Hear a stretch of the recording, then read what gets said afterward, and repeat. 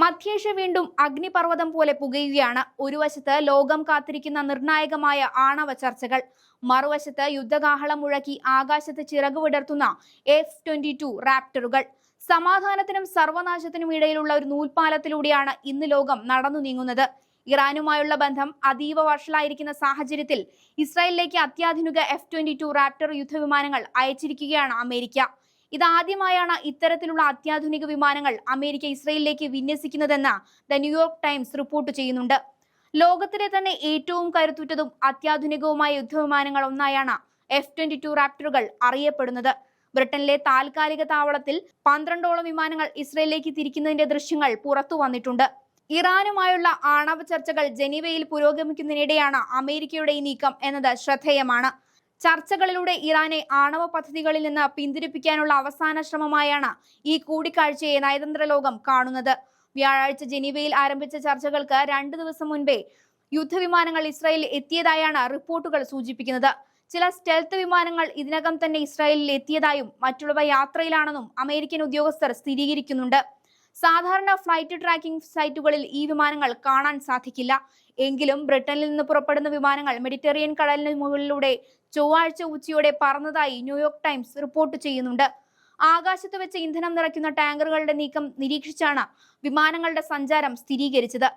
നിലവിൽ അറിയപ്പെടുന്നതോ അല്ലെങ്കിൽ ഭാവിയിൽ നിർമ്മിക്കാൻ ഇടയുള്ളതോ ആയ ഒരു യുദ്ധവിമാനത്തിനും F-22 റാപ്റ്ററുകളെ വെല്ലാൻ കഴിയില്ലെന്നാണ് US എയർഫോഴ്സ് അവകാശപ്പെടുന്നത്. ആകാശത്തും ഭൂമിയിലുമുള്ള ലക്ഷ്യങ്ങളെ ഒരേപോലെ തകർക്കാൻ ഇതിന് ശേഷിയുണ്ട്. കഴിഞ്ഞ ഓഗസ്റ്റിൽ ഇറാനിലെ ആണവ കേന്ദ്രങ്ങൾക്ക് നേരെ അമേരിക്ക വ്യോമാക്രമണം നടത്തിയപ്പോൾ F-22 വിമാനങ്ങൾ ഇറാൻ ആകാശത്തേക്ക് പ്രവേശിച്ചിരുന്നതായി ട്രംപ് വെളിപ്പെടുത്തിയിരുന്നു. 2 വിമാനവാഹിനി കപ്പലുകളും 60ലധികം യുദ്ധവിമാനങ്ങളുമായി ജോർദാനിലെ സൈനിക വിമാനത്താവളത്തിൽ അമേരിക്ക ഇതിനകം തന്നെ വൻ സൈനിക വിന്യാസം നടത്തിയിട്ടുണ്ട്. ഇതിന് പിന്നാലെയാണ് ഇപ്പോൾ F-22 റാപ്റ്ററുകൾ കൂടി എത്തുന്നത്. ഒമാന്റെ മധ്യസ്ഥതയിലാണ് ഇറാനും അമേരിക്കയും തമ്മിലുള്ള ചർച്ചകൾ പുനരാരംഭിച്ചത്. ആണവ കാര്യങ്ങൾ മാത്രമാണ് തങ്ങൾ ചർച്ച ചെയ്യുകയുള്ളൂവെന്ന് ടെഹ്റാൻ നിലപാടെടുക്കുമ്പോൾ ഇറാൻ യുറേനിയം സമ്പുഷ്ടീകരിക്കുന്നത് പൂർണ്ണമായും നിർത്തണമെന്ന നിർബന്ധത്തിലാണ് വാഷിംഗ്ടൺ. ചർച്ചകൾ അടുത്ത ആഴ്ച ഓസ്ട്രിയയിലെ വിയന്നയിൽ സാങ്കേതിക തലത്തിൽ തുടരുമെന്ന് ഒമാൻ വിദേശകാര്യമന്ത്രി Badr bin Hamad Al Busaidi അറിയിച്ചു. മധ്യേഷ്യയിൽ 2 വിമാനവാഹിനി കപ്പലുകളും 60ലധികം യുദ്ധവിമാനങ്ങളും സജ്ജമാക്കി അമേരിക്ക നിലയുറപ്പിക്കുമ്പോൾ ഒരു ചെറിയ പിഴവ് പോലും വൻ ദുരന്തത്തിന് കാരണമായേക്കാം.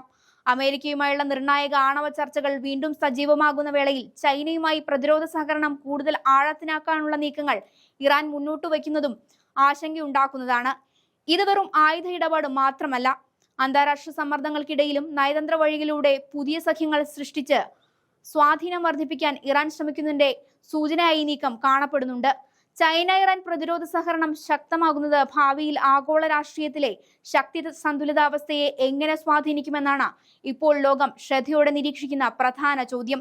വർഷങ്ങളായി നീണ്ടു നിൽക്കുന്ന പാശ്ചാത്യ ഉപരോധങ്ങളെ അതിജീവിച്ച് ആഗോള ശക്തിയായ ചൈനയുമായി തന്ത്രപരമായ പങ്കാളിത്തം ഉറപ്പിക്കാൻ ഇറാൻ സാധിച്ചിരിക്കുന്നു. അമേരിക്ക ഇറാനുമേൽ കടുത്ത നിബന്ധനകൾ അടിച്ചേൽപ്പിക്കാൻ ശ്രമിക്കുമ്പോൾ ഒരുത്തനെയും രോമത്തിൽ തൊടാൻ അനുവദിക്കില്ല എന്ന ശബ്ദത്തിലാണ് ഇറാൻ ഉള്ളത്. ഈ 2 ധ്രുവങ്ങളുടെയും വാശി ലോകത്തെ തന്നെ പ്രതിസന്ധിയിലാക്കും. അധികാരത്തിന്റെയും ആയുധബലത്തിന്റെയും ഈ പോരാട്ടത്തിൽ ബലിയാടാകുന്നത് സാധാരണ മനുഷ്യരാണ്. റാപ്റ്ററുകളും മിസൈലുകളും ആകാശത്ത് വട്ടമിടുമ്പോൾ ലോകം പ്രാർത്ഥിക്കുന്നത് ഒന്നേയുള്ളൂ: സമാധാനം പുലരട്ടെ.